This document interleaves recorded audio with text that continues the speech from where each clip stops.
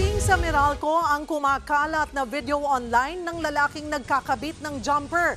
Inamin daw ng uploader na gawa-gawa lang ang video, pero may babala ang Meralco. Nasa frontline ng balitang yan, si Carrie Cater.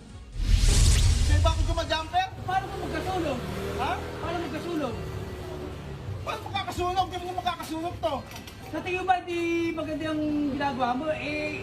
Kuryente yan, kuya. Viral ang video ng dalawang tila nagtatalong residenteng ito. Isang lalaki ang ayaw papigil sa pagkabit ng jumper sa linya ng kuryente.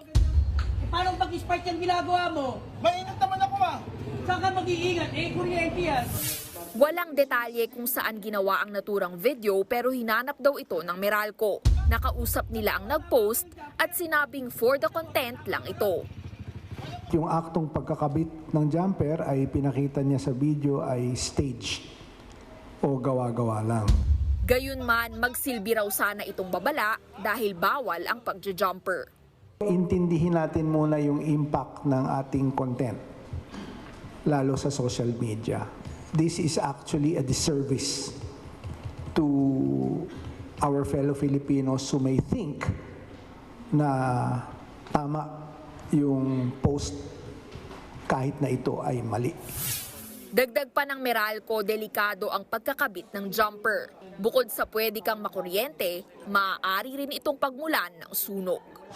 Maliban dyan, nag-abiso ang Meralco ng taas singil sa kuryente. Nasa 43 centavos kada kilowatt hour ang hike ngayong Nobyembre. Paliwanag ng Meralco, nagmahal ang generation at transmission charges. Naapektuhan daw kasi ng paghina ng piso kontra dolyar ang mga pinagkukuhanan ng supply. Maliban dyan, lumalaki na rin daw ang demand ngayong holiday season. That can be partly attributed to higher economic activity.